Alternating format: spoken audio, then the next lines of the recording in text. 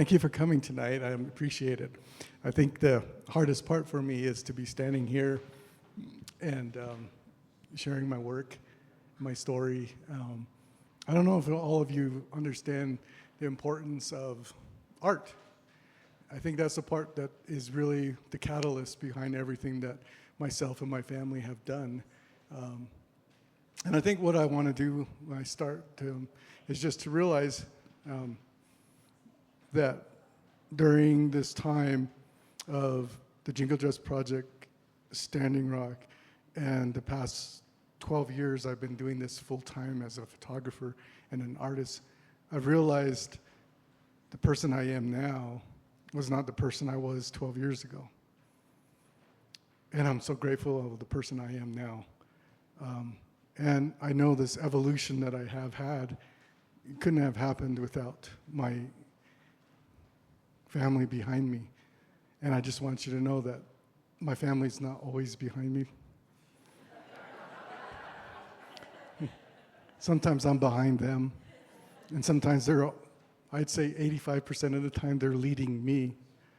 And so I'm going to allow them to introduce themselves, and so you can get to know who they are also, because I could not have done this without them.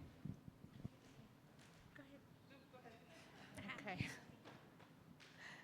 Good evening, everyone. Yate. So I am Sharon Tapahe, and I'm Eugene's wife, and we've been married, over 30 years. I'll leave it at that. And so we've been through lots of different things, as in life, with lots of ups and downs, lots of joys, and sometimes, there's the downside of things. But I'm grateful that I could be here at the Monroe Gallery in Santa Fe.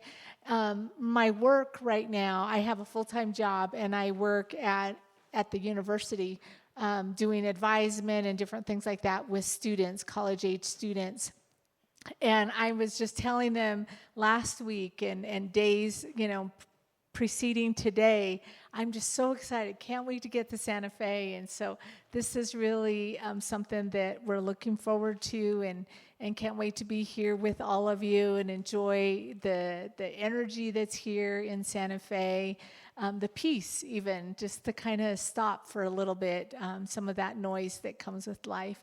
But we're just grateful to be here. Thank you for having us.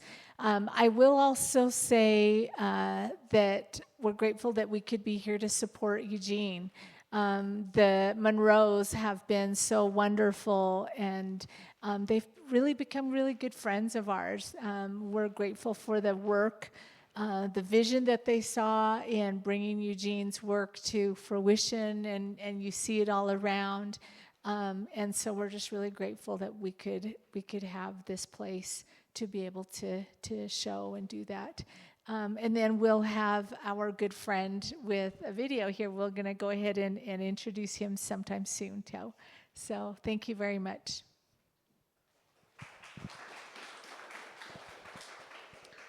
Yate she Erin Tapahe Inishia Kia Aninshle Tachini Bashashin Tabahe Dashache Todachini Dashanella. Hello, my name is Erin Tapahe. I just introduced you to you in my Dene ways, and it's kind of brings a little bit of my parents. So Ron is from my mother's maternal and paternal side, and then my dad's maternal and paternal side. And so that's a little way of where we're able to kind of show. And it's a wonderful way to be able to kind of create connections with many Dene people. But I kind of just wanted to kind of bring in a little bit about the part of where my dad was talking about Standing Rock 10 years ago. 10 years ago, I was getting my undergrad, and I had just barely considered the idea of going into journalism, but I was kind of taking the classes, and I was like, oh, do I want to go into like public relations or advertising or like journalism as well? And so I was like, kind of just like still taking the intros. And then I had this really strong connection to like the need to be at Standing Rock and to be there alongside the water protectors there. And so it just so happened that around Halloween time in October, everything kind of cleared up where surprisingly I had finished all my midterms, all my assignments, and everything was just kind of like in that happy moment where, we're just kind of like ready to like, prep for the finals, and we're just kind of in that blissful time of no work. And so it worked out perfectly where I was able to go with my dad, and we're able to go to North Dakota, and that was kind of where the idea and the actual practice of journalism came to be. And it was really incredible because a lot of the images here, I was also alongside with my dad as he took them, and it's been such a wonderful opportunity where he brought in that little prompt about 10 years ago, because I think about myself 10 years ago, and it's been lots of growth, and it's been so much of self-discovery, but then also being able to meet incredible people along the way. And I'm just very excited to kind of show a little bit more about that beginning part and that beginning of me as a younger Erin, a young adult, and then now kind of slowly making my way into adulthood and kind of finding a little bit of where my life and where my footing is in my life. So thank you so much, Akeha, and here's Dion. Hi, Yate She'e Dion Tapahe Inishe Kia Ani Nishle Tachini Bashichin Tabahe Dachite Torachini Dashinale. Hi, my name is Dion Tapahe. Like Erin, we're sisters, so we have the same clans. And I am very happy to be here tonight. I'm excited to be here with my family. And thank you, everyone, for coming tonight, making the trip to come out here. And introducing myself. I am the youngest, so I'm also the tallest, which is kind of cool. And don't ask my dad. He'll say we're the same height. But yeah, so I'm really grateful to be here. I recently graduated in May with my master's in sustainability management from Columbia University. Thank you. Yeah, it was a lot of hard work, but I did it, and it was not too bad. It was a 1.5-year program, so not 2 years, which is great. And then I work at a place called National Center for Disaster Preparedness, and I work with tribal communities, and we would do like emergency training for tribal nations. So it's really cool. It's very hands-on, and I do like it. I never thought I would be in emergency management, but it's really cool because I get to meet a lot of other tribal communities and rural communities as well. And then with the project, quick introduction is it's been a great project. I'm glad you guys have been able to come tonight to see it. And it's been a great opportunity for all of us to be able to share not only our own stories, but also learn about your guys' stories as well. And so tonight, I'm excited to get to know all of you a little bit more and to hear about your stories as well as sharing ours.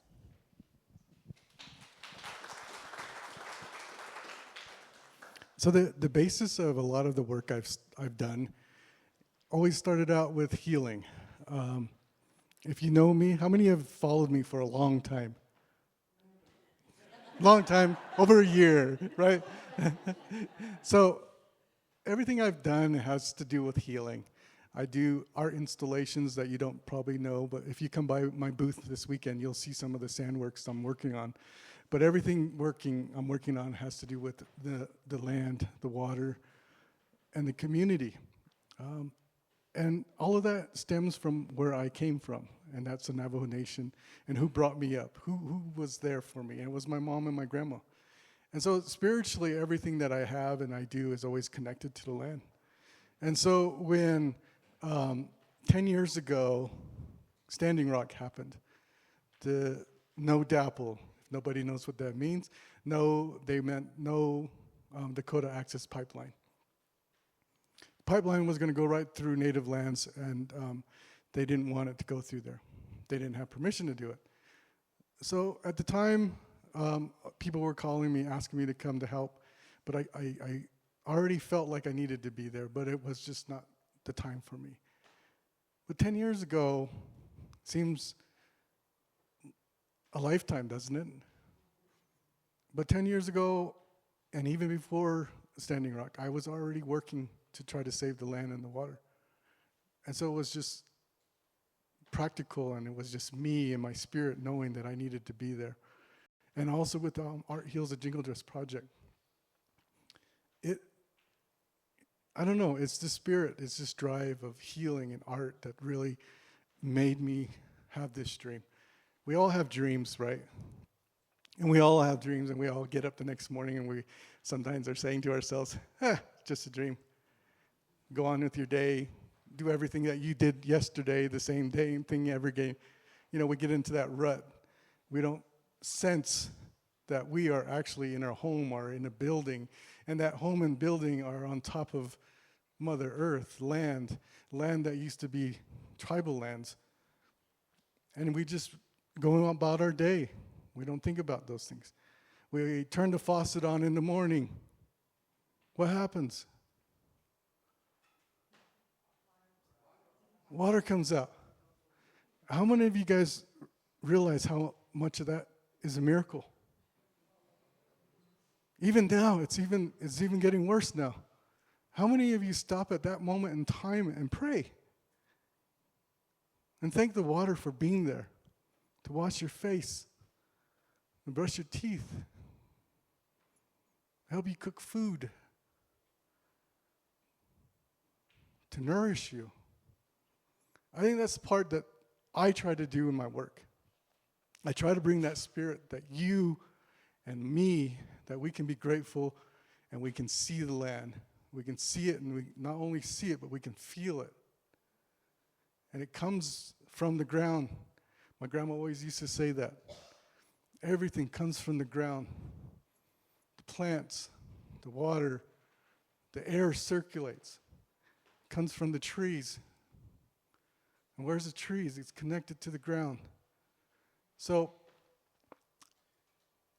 I can tell you right now, I have a notebook over there. And I had a hard time because the difference, there's two different projects that I'm trying to combine and unify.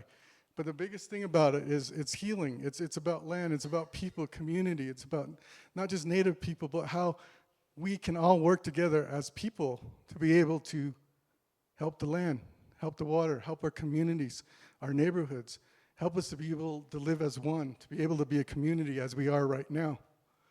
My notebook is empty. It just says Art Heals. That's the only thing I have on there. So I'm ad-libbing, and I'm grateful that you're all here because you could be somewhere else. And that's the one thing that I really want you guys to understand. As you leave these doors tonight, I want you to realize you came here, you didn't go somewhere else. And I'm grateful, my family's grateful, the Monroes are grateful. And when you leave, one of these images, or maybe all of them, you're going to remember. It's going to be implanted in your mind. We're going to have a video here that's going to show you more, and it's going to affect you. And when it does, I want you guys to do something positive with it, okay? I don't want you to just say, I'm going to go home or go to dinner. Tell somebody about it. Let someone feel what you feel tonight, okay? So I'm going to go ahead. We're going to go right into the video. I want Andreas. He's our videographer.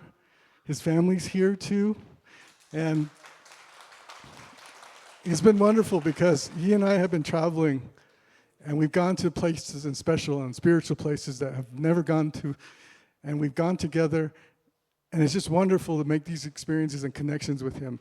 So I want him to introduce the video, and then we're going to play the video, and after that, we'll talk some more about what's happening right now and today. And so let me get Andreas.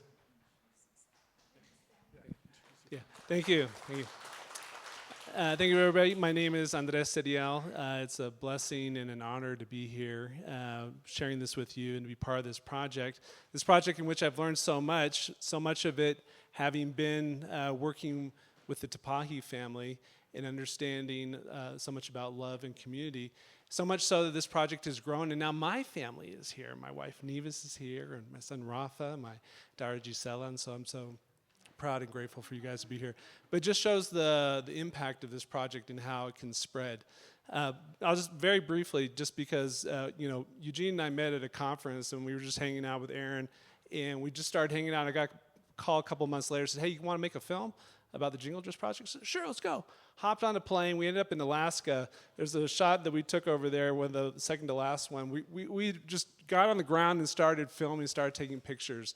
And we've been doing that for several years. So part of the intention of the video you're going to see is to capture some of the spirit of what goes into this project, what's behind these images, and some of the spirit of where the healing comes from. So it's a short film. It's under 15 minutes. Really hope you enjoy it, and looking forward to talking with you all afterwards.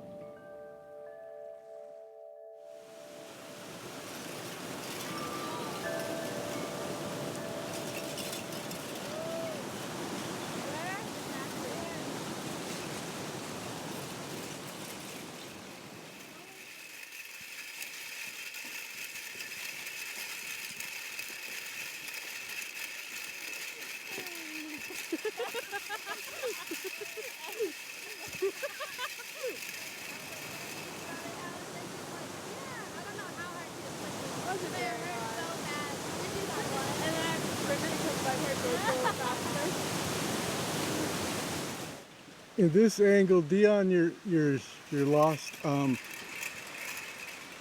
Sonny, can you move to your left a little bit? Everybody move to the left. Everybody bring yourself just a bit this way.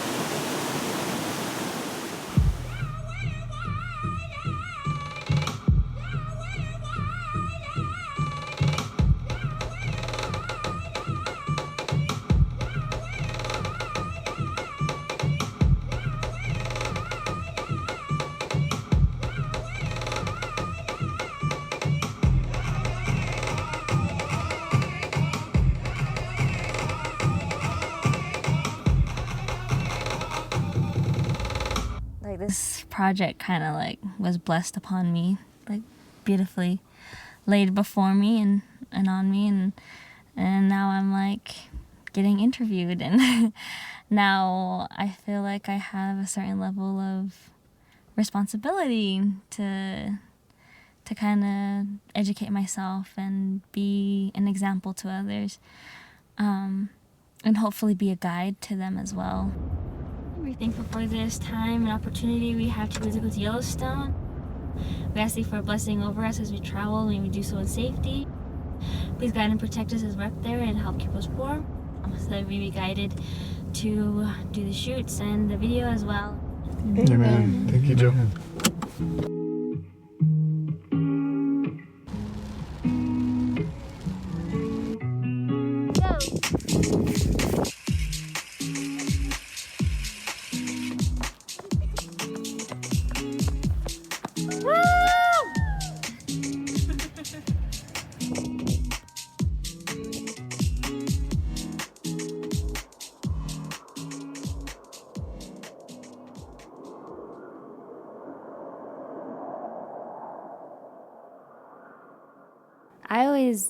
I always just think about the land that we're on, and the people who come from that land. And then you also remember like your purpose for why we're out there. And I think we got really big because we were advocating for MMIW.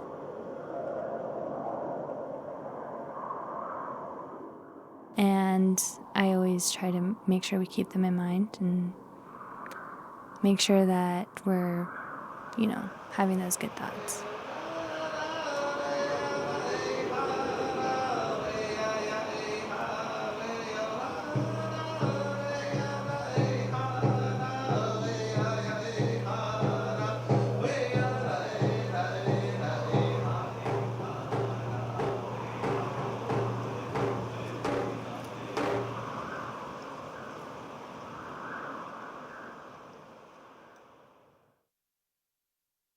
I think it's nice to be with our sister because we're safe with our sister and we feel comfortable with our sister.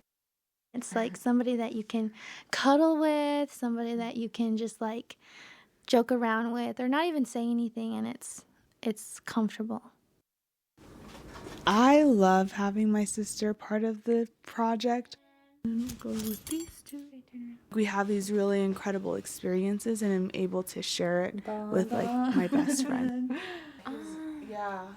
You know, if you always look up to like your older siblings, and I was really like nervous and shy, but then being able to look at my older sister and have her example of being like proud and very high and powerful, that influenced me. Yeah, like a little bit lower.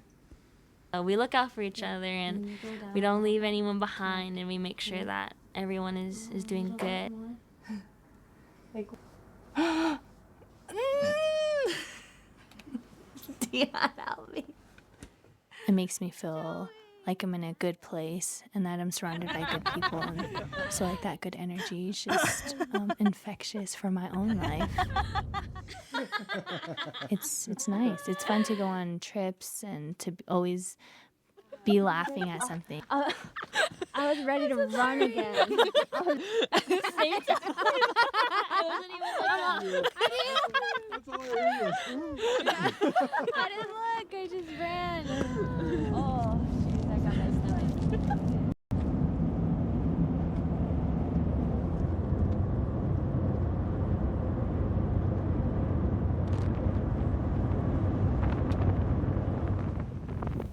So my daughter Erin and I, we went to Standing Rock.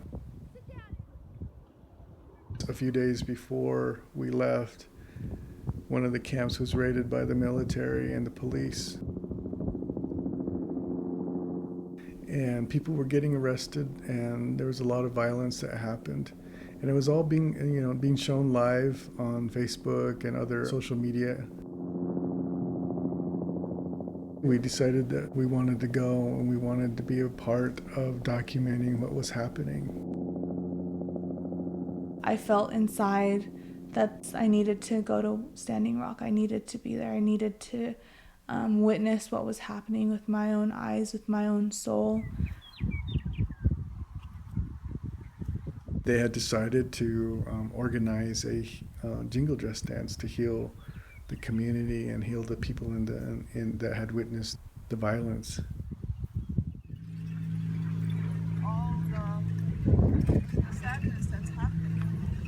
We followed the crowd and we went up to the highway.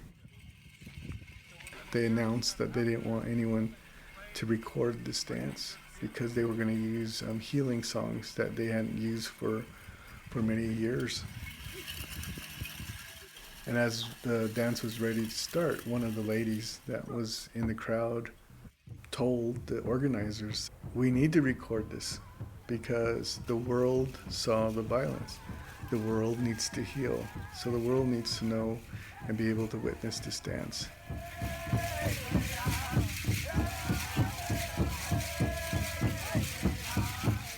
Part of the elders' message was any jingle dress dancers out there, like it's time. You need to do whatever you can to bring yourself back into the circle, into the drum circle, to be able to dance.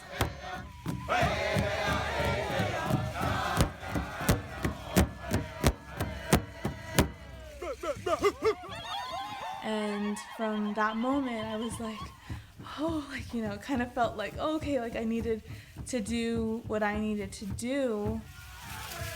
Like it felt like she was speaking right at me.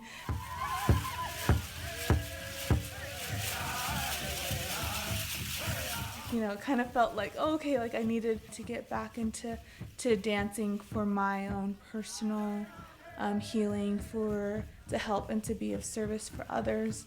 And so for me, that was where I had the commitment to be a jingle dress dancer and to do it in a healing way.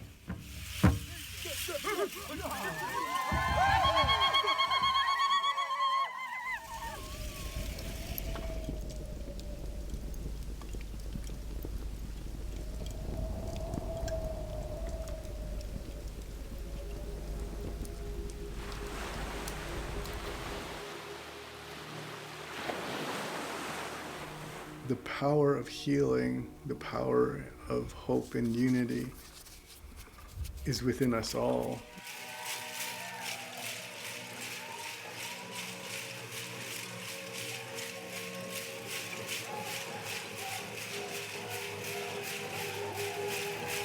It's not within the dress. The dress is just this catalyst. It's there to remind us of tradition, remind us of our ancestors. It's a reminder of all these things that we hold dear in our hearts.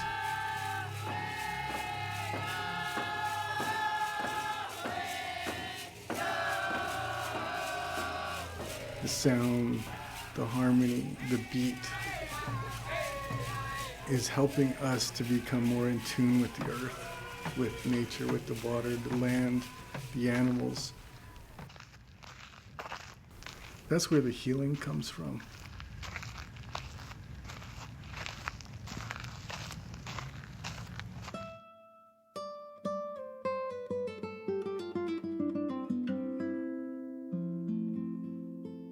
Going through this project has been kind of the uncomfortable healing.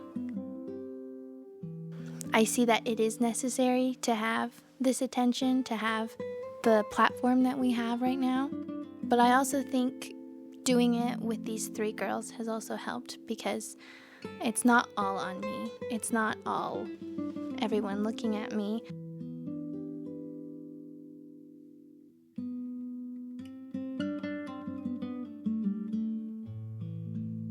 When I think of healing, I think of, I guess, hurt and sorrows that Native people can carry. And so healing for me is being able to feel whole again, because I think our spirit craves that connection. That's not easy, because you're opening your heart and you're sharing something that's very vulnerable. And I think that's what's really important for me, is to kind of hold on to the light of the situations that I go through, and that's kind of what brings me hope, and that last little bit of okay, I can do it. It just is this beautiful cycle. The way that I have felt this healing is, it's something deep. It's like your soul. Your soul just feels more whole, and it feels stronger and warmer, and you aren't afraid of being who you are, and you're not afraid to take up spaces. 5, 6, 7, 8. 1, 2, 3, 4, 5, 6, 7, 8. Come on! He was out of the frame. I didn't make it. No. I did it. Okay. See where the snow is? Where it's right packed? That's where, when you do the 8. Make sure you're in that area right there, because that's where the camera is. Okay, ready? 5, 6, 7, 8. 1, 2, 3, 4, 5, 6, 7, 8.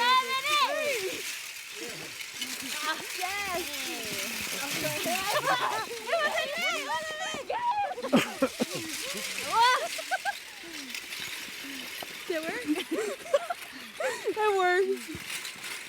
Whoa! Oh, was it me? Wait, can we do it one more time? I wasn't looking.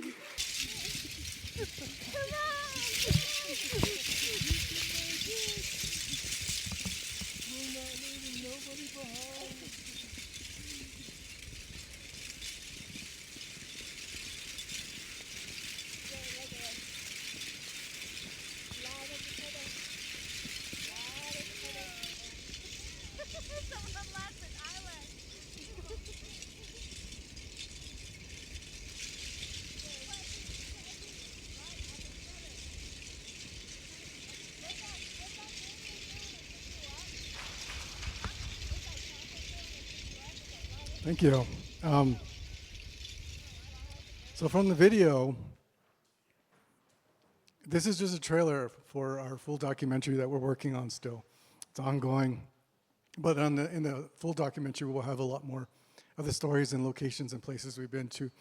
But I wanted to do this video so that we could correlate healing with the Jingle Dress dance. So the Jingle Dress dance, as you can see with the Art Heals, the Jingle Dress dance, and then also with Standing Rock. And I personally have so much gratitude to the dance itself. Standing Rock was the first place I saw the ceremonial jingle dress dance. First time. Before that, it was more at powwows, more for competition. And so it didn't really, at those times, it didn't really do this, this spiritual healing that I really felt. So at this time, I felt like, at that time in Standing Rock, it really affected me and really made me appreciate what the jingle dress really is and how only women can be able to do this dance, and only women who are not on drugs or alcohol, because they're a vessel for this healing, to be able to do this dance. And so it was really wonderful to find out all these things, and then also to be able to go back to Minnesota, where the first jingle dress dance was done 100 plus years ago. Be able to go to the same location, and the girls were able to dance there. And just all these correlations of everything that's happened through these years of my photography and being able to come to this point right now. So I can't tell you how wonderful it is. And the land, all the photos you see, you always see land, or you see water, and the girls are working with them. They're in unity with them. They're working together. And all of them, I want you to know, is all the photos, I didn't tell them how to stand or how to pose. They did it all on their own. Dion basically was kind of like the director.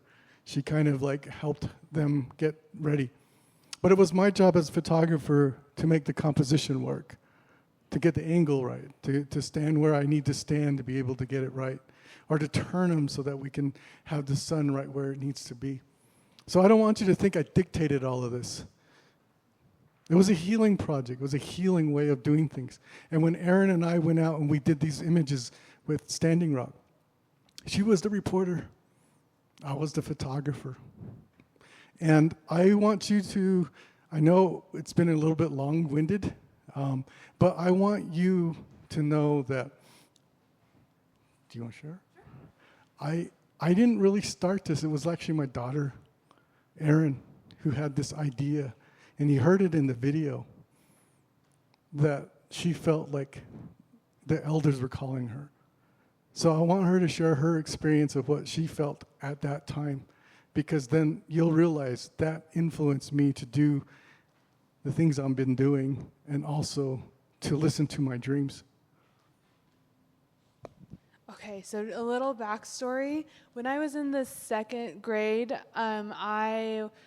or the third grade, but I was going through like an ESL class, so English as a second language class, because traditionally you're supposed to put your like Dene and like where you are home, and like everything connects back to like the Navajo land, and so that's what my parents did. Is they said that I know Navajo as my first language and then English, even though I've grown up with English. So I'm going to these classes, and it turns out that my instructor, she's also was a college student, and she was helping, and she was like, I think you know English really well. And I said, yeah, I know it. And I was, every test she gave me, I was right, like I knew it the first time. And so then what those ESL classes ended up being was a cultural exchange. So she was up north of the Plains natives, and so she's telling me about her people, I'm telling her about down in the Southwest, and then it kind of became this wonderful cultural exchange, which just happened to be a little place for us to hang out and be able to share who we are at an ESL class. And so part of that, she also invited me to learn the Jingle Dress dance. So she conversed with my mom, and we figured out a little schedule, and I went to her little college apartment with my mom, and she taught me how to Jingle Dress dance. And she was the coolest girl. Like, she was just the coolest person. She was a jingle dress dancer. Okay, I want to be one as well, kind of as a little third grader. But that one class had always been such a pivotal moment because it showed me the importance of education and the importance of my voice. And that kind of led to a lot of different areas. And so when I was feeling that, a similar connection of that just need to be there and that passion, like, I don't know how we're going to figure it out, but we need to be at Standing Rock. And so when we were there, we got there in the morning, and then all of us, we didn't know what was going on. We were just like, oh, what's going on? And everyone just started, like, going to the road, and we're still not sure of what's going on. And we're like, okay, we're just going to follow along, and, if something happens, we'll go to the car. Like, we'll meet at the car. That was the plan. And it turned out to be something incredible. It was the Jingle Dress dance. And so we're all kind of circled together. The elders are introducing and the importance of the healing dress and the healing ceremony that a lot of the people needed, because a lot of the water protectors were experiencing PTSD and were having a really hard time sleeping at night and just kind of feeling very anxious. And so they had the jingle dress to help heal that. But then some of the elders were conversing, and then they came to the decision that they had originally told us to turn off all the cameras. This was just going to be an in the moment, and it's a ceremonial dance, so we can't have cameras, and it's kind of like we needed to be here. But the elders conversed, and they decided that the videos that had been all over social media, all over the news, the world was also hurting as well. And so that was what led the decision to open it up for cameras, because they wanted the healing dress to heal everyone who had seen such terrible violence and everything that had happened days earlier. And so I pulled my phone out, and I'm like videoing it, and I don't know what I'm really videoing. I'm just kind of there in the moment, and I'm like, okay, trying to get up front, trying to get good angles. I'm right next to the drum, so I do the drum, and then I'm like, oh wait, they're dancing, and I'm just kind of all over the place. And then I think about as well just me in my big coat and like my snow pants, and I'm still freezing, even though I'm fully covered with heads and like scarf around my neck and everything. I'm like bundled up. And then I look at these women, and I felt like I was back in third grade. I was in awe of these women. They're in their dresses, and you can see in the video that some of them had the pink skin because their skin was just so cold. And I was in awe. I was just like, these women are incredible. They are, in freezing cold weather, but they're, toughening it because they know the importance of the jingle dress. And they just fully believed in everything that they were doing. And as they were drumming and as they were dancing, it just was this silence, this peaceful, rhythmic sound of the jingles. And I kind of felt a little called out because I felt like the elders were talking to me and like, hey, you need to get back into the jingle dress. Like, you need to do whatever you can to get your own dress so that you need to be ready for when the call happens. And after that, I was like, okay, I don't know how it's going to happen. Again, that's another common theme is I don't know how it's going to happen. But I told my parents about it, and my sister and we talked with a family friend, and she was able to gift us a jingle dress. But I think that part of it is a common thread of just not knowing how something's going to work, but having the faith that it is going to work. And that's kind of how the Jingle Dress Project started.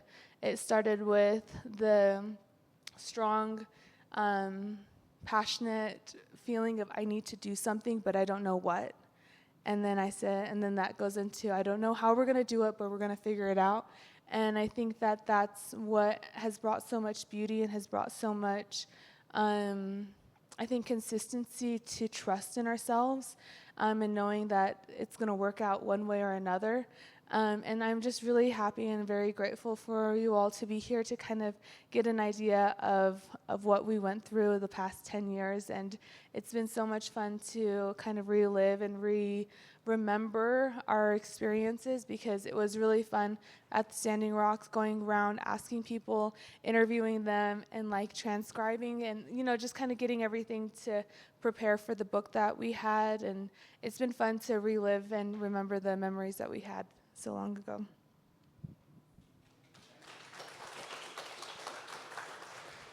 So I'm going to quickly read something in closing. So this is a description I had of one of the works that I presented at Standing Rock at the Santa Fe Indian Market. It's a piece commemorating the 10 years. So this is what I wrote. When I went to Standing Rock 10 years ago, I wasn't sure why, yet I felt compelled to be there, driven by a spirit, but by a spiritual instinct. The land called to me. I had visited this place in a dream long before the movement even started. This sacred gathering was my introduction to the healing power of the ceremonial Jingle Dress dance. The dance took place in South Dakota on a highway after a military attack, with a bridge separating the sides. On one side, the healing dance took place. On the other, military Humvees and snipers were on alert. Since the dress's origin more than 100 years ago, it has continued to heal the world. Amid the world's chaos and illnesses, Native and non-Native people have found healing and unity, a harmonious sounds of the combs, which has reconnected us to the land and embodied our ancestors' prayers. The tragic and racial events of the Standing Rock camps were just the beginning. They escalated during COVID-19, from George Floyd to women's rights to political and racial clashes. And most recently, the deaths of Alex Preddy and Nicole Good. During these events, people turned to the ceremonial Jingle Dress dance for healing. The senseless deaths of Floyd, Preddy, and Good were honored with dance. The traditional healing and sound of the Jingle Dress dance were heard throughout the modern-day streets. This spiritual fire lit 10 years ago at Standing Rock is still burning, and the prayers of the camps are still powerful. It has brought the world's attention to the fact that we are still here, and our resilience and ceremonies are our connection to the land and water. Last night, when I came after closing, I came in here with Michelle to do a walkthrough of the images. It was just her and I here. And before I left, she asked me, "Are you going to be ready for tomorrow?" And I said, "I don't know." And the greatest words came out of her mouth. And she said to me before we left the door, she says, "Don't worry, Eugene, this is your home."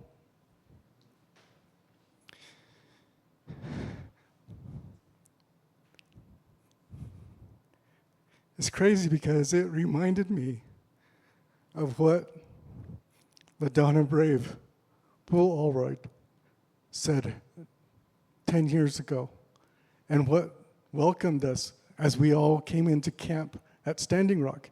And I'm going to read what she told us. She's not here anymore. She passed away. She died of cancer, brain cancer. But I want to read the words to you. She says, "When I look at our indigenous people, I think, oh my God, we must be the smartest people on earth, because we know how to live with the earth and all the components of our environments. It is time for the young people to share this and learn from the stories, because I truly believe it will save the world. When you came to camp, the first thing security said to you, 'Welcome home.' That phrase just threw people off. I had no idea. It was such an amazing phrase. Many of these people felt they belonged at Standing Rock. For the first time, many people felt they had a purpose. There's a lot of trauma happening within our community, so when these young people come, they saw a glimpse of what our lives were like before colonization. They felt that communal family existence. For them, everything changed. I saw these groups create a family. Each camp created their own family structures.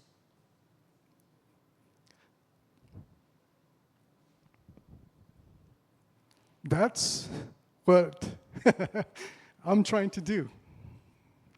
I'm trying to restructure our communities. I'm bringing art to the focus. Because as I said earlier to some people, when we're all on the same heart wave, when our hearts are all feeling good, we can have conversation. We can love one another. We don't care about our minds. We don't care about politics, what side we're on. But we can care about the land, the water, because we all need it. The air, None of us are immune to these needs. We all need this to survive. So for me as an artist, this is my drive. As us as a family, this is what we want to bring to you. So I just want to thank you for coming tonight. And you have any questions on any of these images, if you want me to tell you a story about them, you can tell me. I know every single place I've been, and I know everything I felt at that time. And that's what photography can do. Documents emotion, feeling, time frame. And I know you guys all still remember COVID, right? And you all still know how scary it was. And this brought healing, peace, and power. Thank you so much.